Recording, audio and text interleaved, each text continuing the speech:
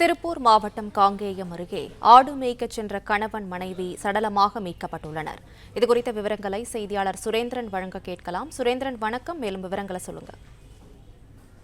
காங்கேயம் அருகே வெள்ளகோயில் சேனாதிபாளையம் கிராமம் வேலப்பநாயக்கன் வளத்தில் ஆடு மேய்க்க சென்ற கணவன் மனைவி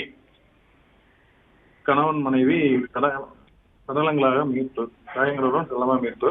கணவர் வேலுச்சாமி மற்றும் மனைவி சாமியாத்தால் இன்று காலை ஆடு மேய்க்க வீட்டின் அருகில் காட்டில் சென்றுள்ளனர். ஆடு மேய்க்க சென்றவள் காலை உணவு அருந்த வரவில்லை என மகன் தோட்டத்திற்கு சென்று பார்த்தபோது தலைமுகம் ஆகிய பகுதியில் கல்லால் அடித்து இரத்த காயங்களோடு சதனமாக கிடந்துள்ளன. அதிர்ச்சி அடைந்த மகன் வெள்ளகோயில் காவல்துறையினருக்கு தகவல் தெரிவித்துள்ளனர். வெள்ளகோயில் காவல்துறையினர் சம்பவ இடத்திற்கு வந்து